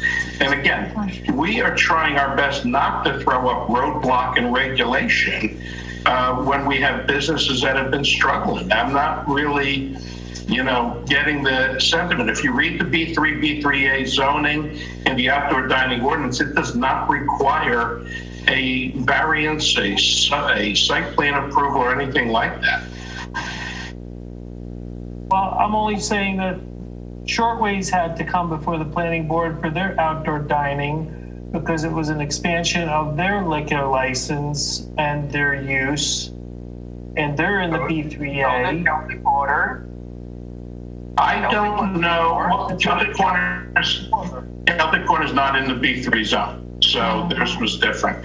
I am not quite understanding why Shortways went there. Gene and I went through this very recently, and as a zoning officer, he is of the belief, because it's my opinion, that it does not require. Primo. Didn't Primo go before zone? Primo's not in the B3 zone. Again, the B3/B3A zone is a different zone, and that's the one where outdoor dining is specifically permitted. In the application process, it's a submission of a sketch to the zoning administrator, who can then grant the approval. If he determines there is issues that need to go before the board, he can do so. He did not determine this requires any appearance before the planning board. I agree with him. If you read the ordinance, it does not require that. Frank, I have a question. Well, I'm okay moving. Okay, no problem. But I'm okay with moving forward with it here. I don't know if I necessarily agree with you on the planning board, and I'm okay with the application either way. I just want us to be consistent on how we treat every business, period. And as someone on the planning board, I would support the application as well. I don't have the same reservations Joe has. I just want to be consistent with everything we do. That's all. But so far, no reservations needed, by the way, so far. I ordered from there on Sunday, though. John. Yeah, just a question. With regard to the entire plan that we have here, how many parking spaces is he taking up? You know, Michael? Or Larry? Yeah, 6. They look like 6 to 8. That's it? Yeah, like 6 spaces. Can I interject? Yes, please. So also, just keep in mind, this is limited outdoor dining that they're are entitled to on June 15th. So there's not gonna be 40 cars, 30, 40, 50 cars pulling in there to try to get something to eat. It's limited, you can't even eat indoors. So this is 5 tables, guys, in between the trees, and there's a couple 2 tops right where the front doors are. So, you know, that's 3, 6, 9, 15, 16, 22 people that at one time can be there. It's not a hangout place. You can't come and mingle and congregate in this area with your drink. You have to be at a table seated. It's social distancing. The waiters, waitresses are going to be wearing masks and gloves. And so eliminating 6 parking spaces, in my opinion, isn't taking away from his normal, you know, we're thinking of Batavia Friday night, Thursday, Friday, Saturday night is packed. That can't happen for anybody because of the limitations of the outdoor dining. And that's all it is right now, is outdoor dining for everybody. And I don't see this any different than Hawthorne Diner, who is putting tables out in their parking lot because they would like to have outdoor dining and start selling some food and getting back to business. So that's Is Hawthorne Diner also going to have outside music? Who said I don't know. Who said Batavia's having outside music? They're not having outside music. It says it right here. Yeah, there's a little mark about, but again, the ordinance permits music during certain times. Up until 10 o'clock. Yeah, it's very clear. I mean, they're following the ordinance, and that's the thing. If you don't like the ordinance, repeal the ordinance, but they are in compliance with the ordinance in every way. We'll take another look, Frank, at your question of why there is not jurisdiction with the planning board. Certainly, if that's an issue, then at a later point, we'll send them to the planning board. But I'm pretty confident it's not needed. And I'm not really sure why Shortways did go there, because really it's a safety issue to make sure that there's no blocking of, that there's protection of the people dining. And in all respect, I think Shortways went to the planning board because of Gene's relationship with the family, that he didn't want to make that decision. I think that's part of it. My concern is that I really am in favor of this as being, while COVID times, someone having the opportunity to eating outside and doing outside dining. I think what I have my problem with is that this is permanent and that this plan moves forward forever. I think that moving forward forever really should go before a planning board or a zoning board, because it is changing their use variance. Then, Joe, you would have to change the ordinance because the ordinance permits it.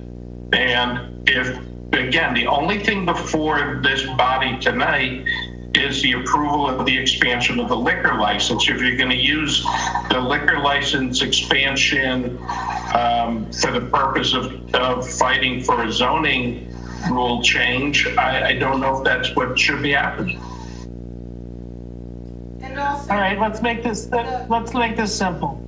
If you raise your hands, council members, if you want to pull it, raise your hand. If not, we're going to vote on it, and Joe's just going to vote no.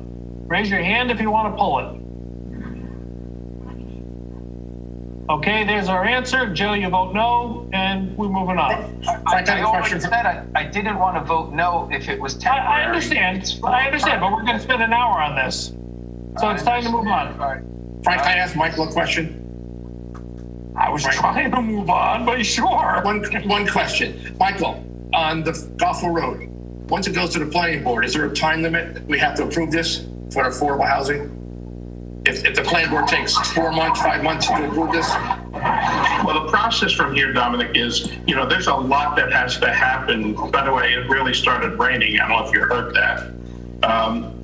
The process is, if you approve tonight, the planning board still has to also approve the settlement at its regular meeting. And then we have what's called a fairness hearing before Judge Brogan on July 7th. From there, we have to do what's called an area in need of redevelopment study. We have to then do the zoning measures, adopting the redevelopment plan. There are many steps along the line, Dominic, before a shovel hits the ground, and then it still has to go to the planning board. And a lot of the issues that council members have addressed to me, I think are really good issues before the planning board. John talked about vehicle movement. That's a planning board issue, has to be vetted out. What kind of plantings, where they're going, what kind of screening, buffering, how do we protect the neighbors from runoff condition? Dr. Boswell is going to be, or Mike Kelly, reviewing that in depth. That there's no drainage conditions. So the planning board, I'm not guessing it's going to be a 1 month process, Dominic. I'm going to guess it's going to be a couple of hearings because this is a difficult site. The developer knows it's a difficult site, and we have to be careful with it. Thank you, Michael. Michael, just another question. Do they have to go to the county planning board? Yes. It's on a county road, so yes. Yeah, okay, thank you. Council President? Just a following up about the whole 542 Gulf Road resolution. And Mike and I had a conversation tonight. As you know, the Environmental Commission was involved with the Patriot development that was introduced in 2009. And we really raised a lot of concerns that were talked about tonight. Stormwater is a major issue on that site, as well as the potential impact on the septic systems of those homes on Brockheisen Lane, steep slopes and the retaining walls. We testified and that application got approved. It was 20 townhouses and 7 single-family homes on that property. Developer never developed it, but we're in a different situation now. New developer, we're in a settlement. And with the recent court hearing, we really don't have a choice with this. And I think my concerns were raised during the hearings in 2009, and they're going to be addressed here. One being the septic systems, those homes. The sewer line is going to be on the south side, on the south property line. So in the future, those 4 homeowners can get off the septic system. I think that's a positive for Hawthorne as well as those homeowners. I totally agree with the statement, Michael. The other thing is stormwater. And stormwater is going to have to be reviewed by DEP and approved because they are going into the county also has to approve it, John, as well as us.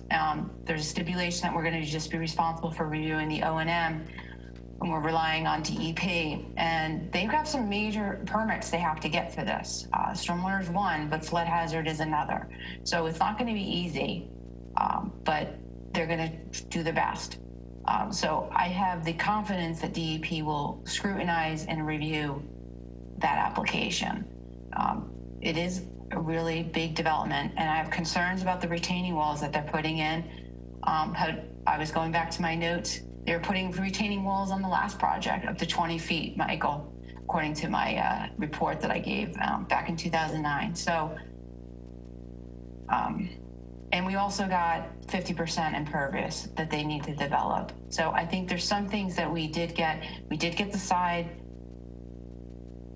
distances, thank you, the side yards and the front from Gulf Road.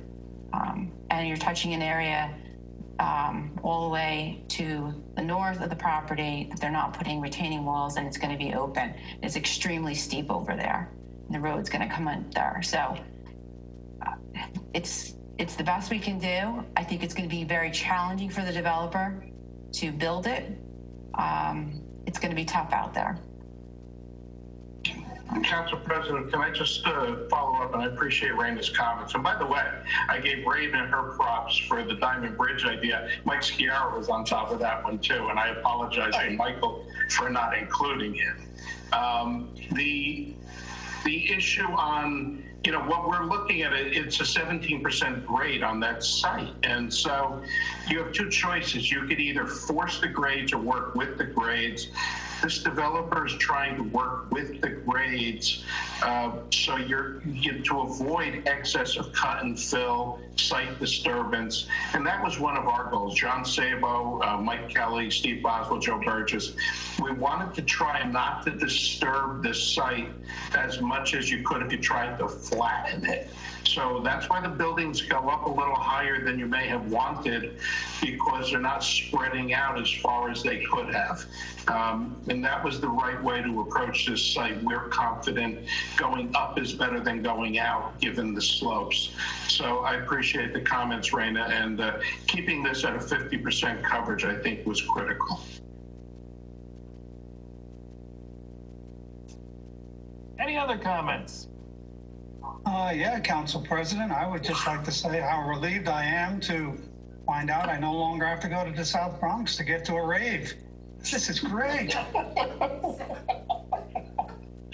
Well, I have to admit, I didn't know what one was. I did look it up and Google it, like Joe said, and in the past, he has, no, in all seriousness, in the past, he has contacted us about people crossing the street, potentially getting hurt, parking in the bedroom parking lot, about the parties, and also there were some police actions that did occur down there due to some rapping and some parties that did get out of hand. So I do understand what he meant about the parties that were hosted. The only thing I can say, Joe, is hopefully the dining will take up the area of some of the area where these party goers could go. And obviously, you're not going to want to go out to eat there if there's that kind of activity in its place.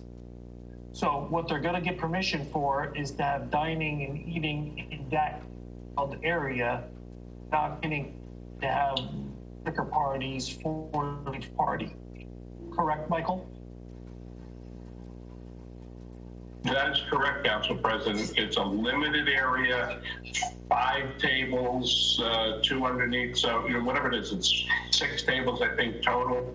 And that's what it is. And again, Lori's right, not a congregating place, so there's no congregating permitted. It's dining outdoors. It's not a permission for an open bar at an outside party. I had brought this up that it doesn't meet their permitted usage when it was happening. I really didn't push the issue. They were already doing it. They were doing it. They continued to do it up to COVID. Just before COVID started, they had another party. My fear is that it's going to continue, and now it'll just spill out into the parking lot. And that's not what this area needs. The first. Well, I can assure you, Councilman, that the parties will not take place in this area, these so-called rave parties, whatever they are. I've not been to a rave. I'm too old for that myself. But there will not be outdoors with this, and we'll make that very clear. Listen, these are good owners, and they are great with our town, and so I will make sure I have a discussion with the 2 owners that this is dining, not party. I would hope they would make more money on dining and that kind of clientele than the party kind of people. I got a quick question, Frank. Sorry. Of course so. Yes, Michael. Yeah. Well, it opens up the idea. This is a permanent permit that we're giving them for outdoor dining. It's not just for COVID, correct? Correct. That's correct. It's permanent expansion of the liquor license. The dining is approved. The question is, can you have the liquor license expanded? Right. So, what Councilman Wittek is bringing up, I understand, because this is permanent. This is not just for the COVID 6 months that other establishments are going for. So it's a concern that, I hear Michael as well say that they're good owners and they have a good relationship with the borough, which is good to hear. But I also understand the concerns that we may have, especially if there's been issues previously when they didn't even have outdoor dining. And it's kind of, meshed into that. I don't know if something could be said or done, but I get it, because this is going to be past COVID crisis. We're going to be dealing with this later on. So just what's the thought? Council President, remember that the council approves their liquor license on a yearly basis. So if they act badly, you have the right to hold up their liquor license when they come up for renewal. Valid point. Michael, just a question. You had spoken earlier with regard to no structures there. So they're not going to have a big tent over it or a permanent structure at all. It's just going to be open dining, correct? Well, 2 different things. A tent is permitted as, protection from weather, but a permanent structure is not what is there. That is not what is we're talking about. This is not, because it's seasonal. It's outdoor only. You can have umbrellas over the tables.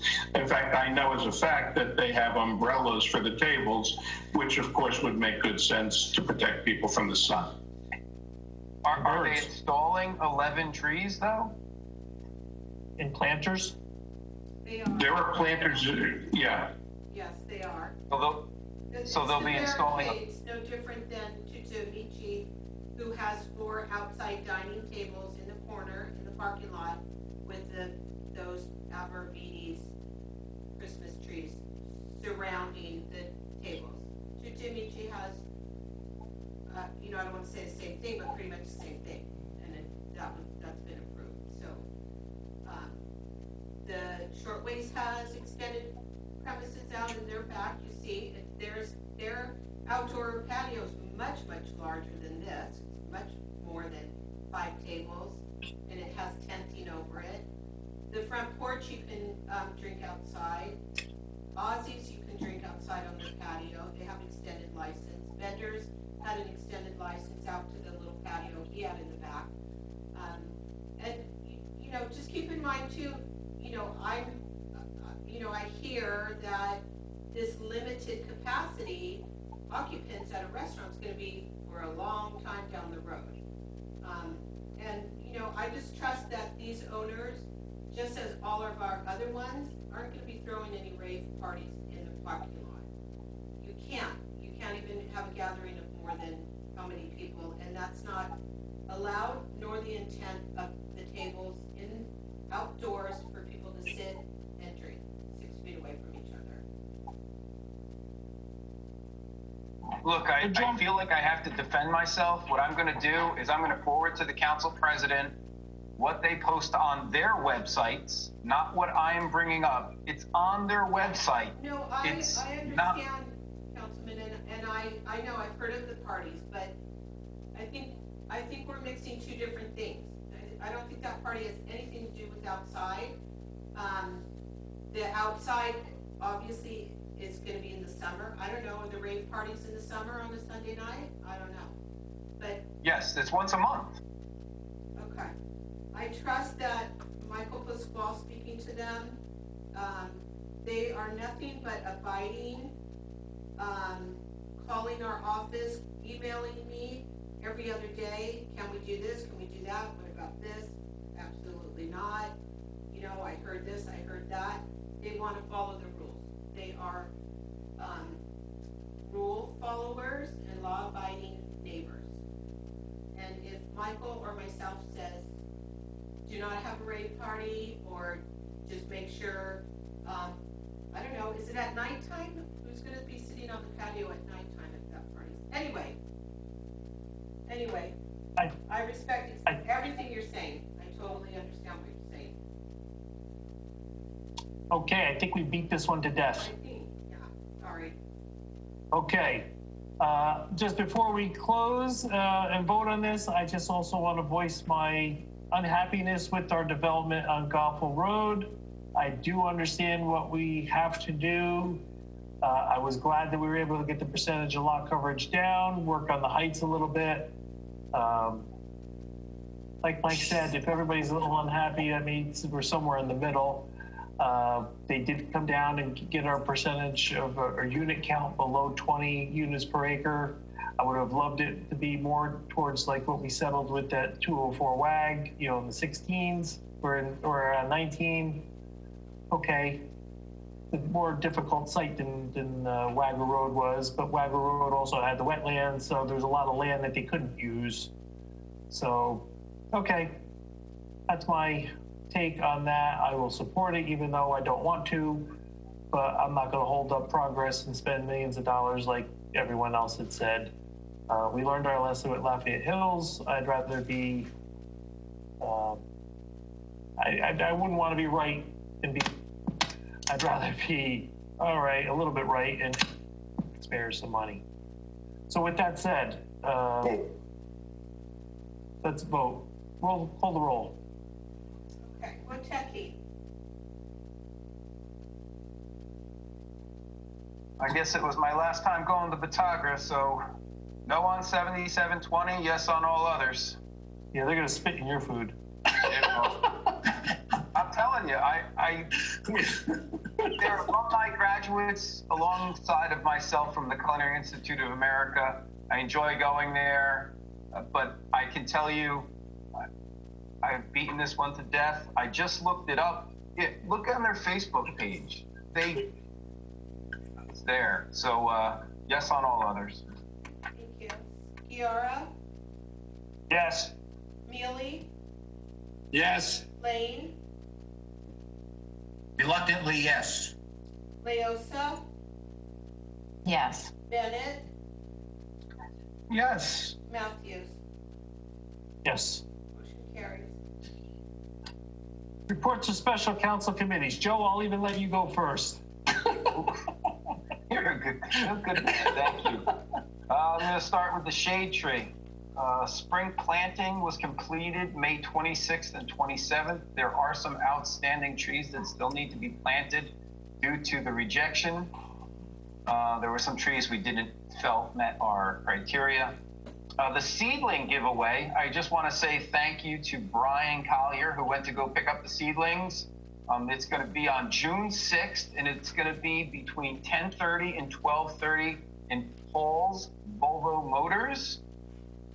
That's it on Shade Tree Committee. That's Paul's Motors, Joe. It's no longer Paul's Volvo's. All right. Old habit. Paul's. Oh, sorry. It's always going to be Paul's Volvo to everybody we know.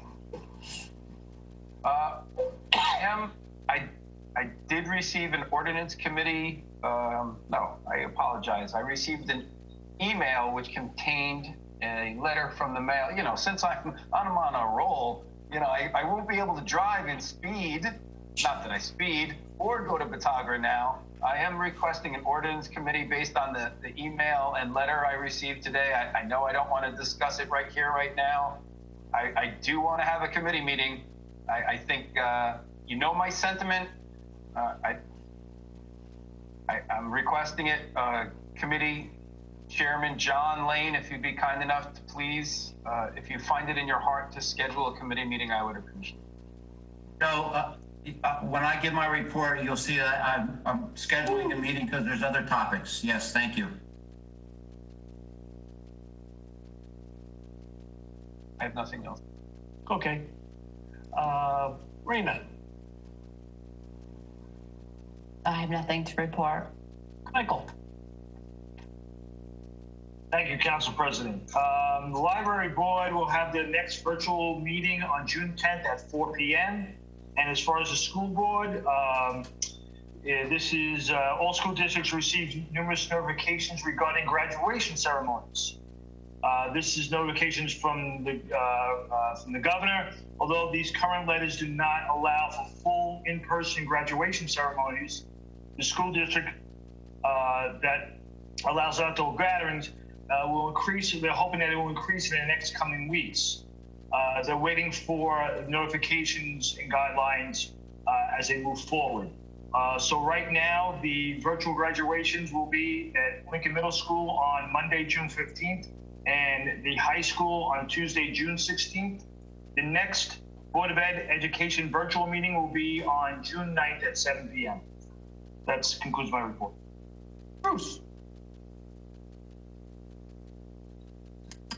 Yeah, the next Public Works Committee meeting is tentatively scheduled for Monday, the 15th. And I'm going to leave it up to Eric. If we need to meet, we can set something up virtually. And if we don't need to meet, sometimes we can do what we need to do by a simple email. So I'll leave that up to Eric to decide. Dominic. Right. Did Michael say graduations are outside? Yes. Okay. No. Can I clarify? Dominic, right now, they're allowing graduations, but only with the occupancy of 24 or 25 people. So currently, the district is going to have a virtual graduation on June 15th for the middle school and June 16th for the high school. So there is nothing planned. They're hoping that the requirements will change and they could make accommodations at a later date for outside graduation ceremonies. I thought they announced that July 7th or something, or it was a date in July. I thought they announced they were going to have outside graduations. Well, the problem is because it's only 25 people. It's very difficult to accommodate that. So they are working, trying to figure out ways if these requirements are still going to be there come later on in July, what they can do. But they're going to continue on right now to have the virtual graduations on these stages.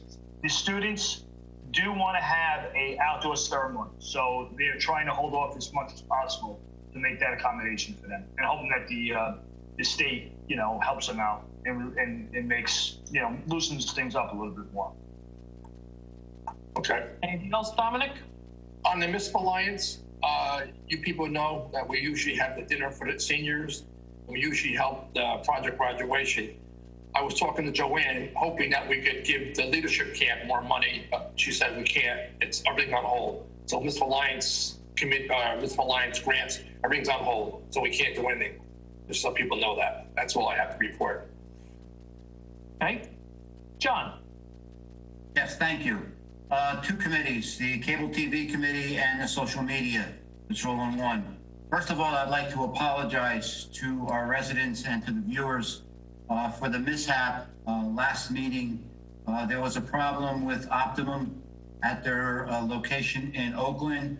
They had channel 78 and 77 on together, and they didn't realize that. Lori called them several times during the meeting, and they just didn't respond.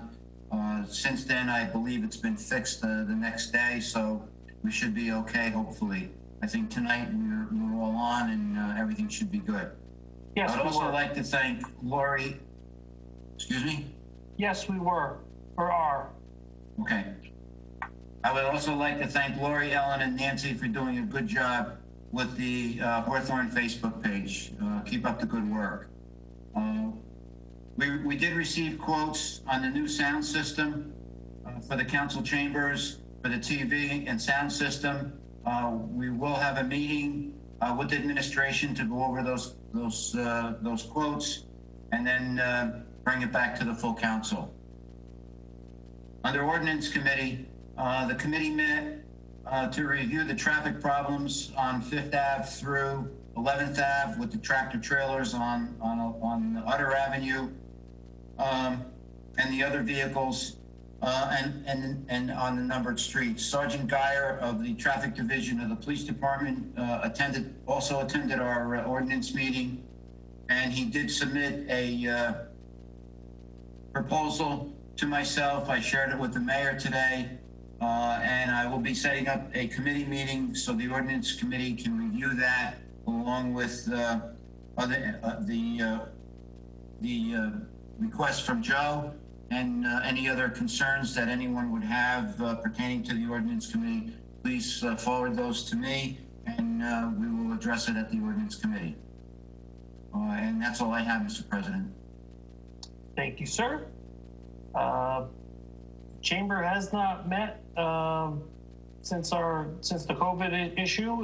Finance really hasn't met, and the planning board hasn't met. So I have no reports to give on that front.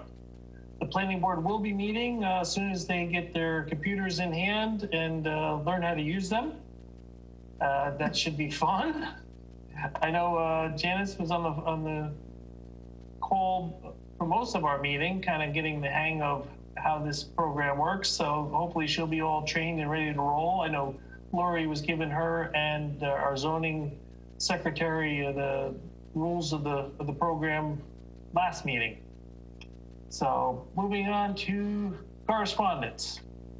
Technically we have none, but there was a post on Facebook that stated that the council was emailed a letter, but we never received one. So I just want to acknowledge that we did not receive the letter that was posted on a Facebook site. But between my statement, the mayor's statement, and the police chief, I hope we responded and answered all the questions that were asked from that author. And if there's any additional questions that author has, please don't hesitate to contact us. But the reason why any of the council or myself did not respond directly is we never received that letter. But that's okay. Hopefully we all communicated together and answered your questions. Bills. Have a motion to, oh, and while I'm talking about my statement, my friend George Clark did not die. It was George Floyd. So anybody that knows my friend George Clark, I misstated the name in the beginning. So George Clark is well and alive. So sorry to alarm anybody if I did. Bills, can I have a motion to approve the bills and forward them to the treasurer for payment? Motion. Motion by Amelie, second by Sierra. Are there any discussion? I see Dr. Boswell left the meeting. Do we have to vote on his bills now? You can vote no. I gave him permission to leave. They were celebrating his wife's birthday tonight, and he stayed as long as he could. Michael will answer any engineering questions you have. I'm on it. Any questions? Okay, roll call. Bennett, Yes. Leosa, Yes. Lane, Abstain on the fire department and the ambulance corps, yes on all others. Mealy, Yes on all. Wotecki, I'm sorry, Ciara, What about, Yes. Wotecki, Mike, you should have just said abstain on the fire department, yes on all others. no, I know the voices. Wotecki, abstain, On the fire department, yes on all others. thank you, and Matthews. No on PSE&G. I'll expedite my responses when they expedite their concrete repairs. Yes on all others. Thank you, motion carries.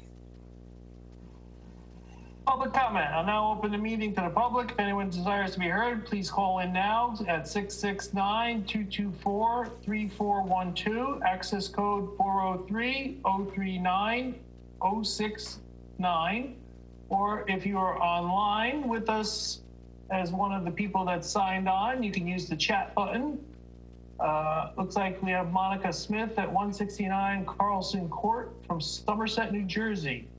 She says, hi, everybody. Would the library employees be eligible to be sent to Midland Park for antibody tests? Sure. Our employees went and had to present their insurance card. So if they have the insurance card, they can certainly go and get tested. Okay, because her next part of it is, if yes, what do we need to do to make it happen? So if they went, they just need to bring their card. And make an appointment.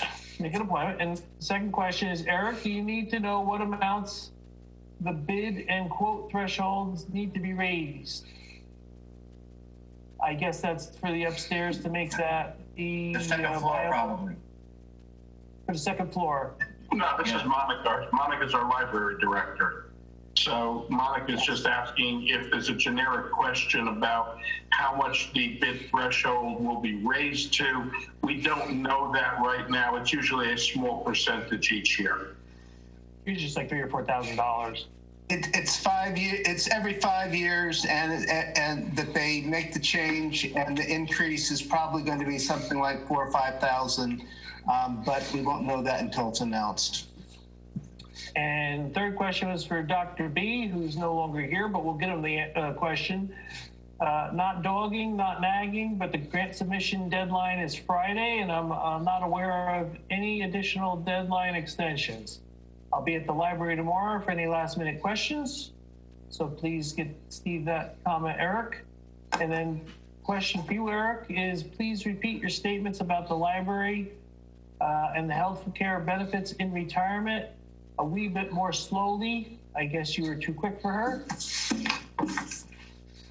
So can you repeat your comments, Eric, about the retirees and what was left out of the contract that you stated earlier?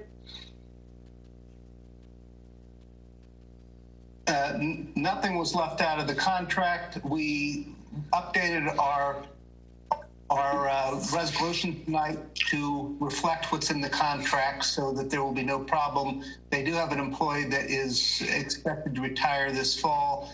Because of the action tonight, there is no change. We are adhering to our contract.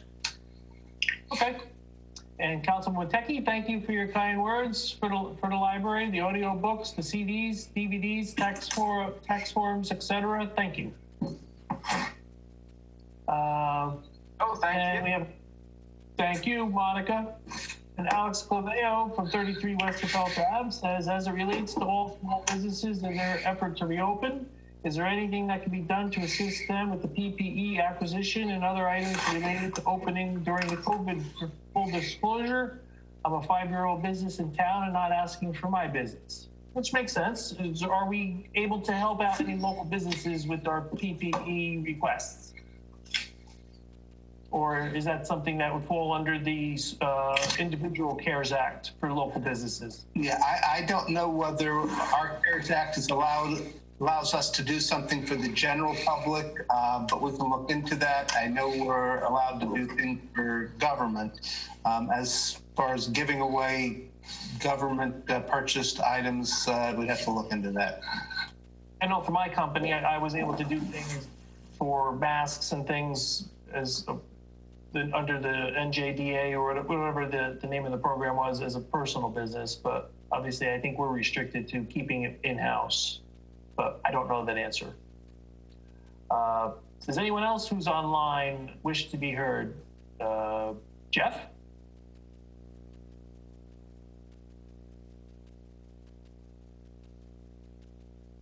Okay. Well, without seeing anyone else, can I have a motion? Oh, Jeff says he's all good. All right, thanks, Jeff. Can I have a motion to close the public portion of the meeting? Motion. Motion by Witecki, second by Lane. All in favor? Aye. Aye. Aye. Motion carries. Can I have a motion to adjourn? Motion. Motion by Sierra, second by Bennett. All those in favor? Aye. Aye. Aye. Motion by Pasquale. I saw Pasquale pop up. I voted yes. The next regular municipal council is a virtual meeting on Wednesday, June 17th at 7 p.m. We're adjourned, and thank you all for attending, and thank you for the public for participating.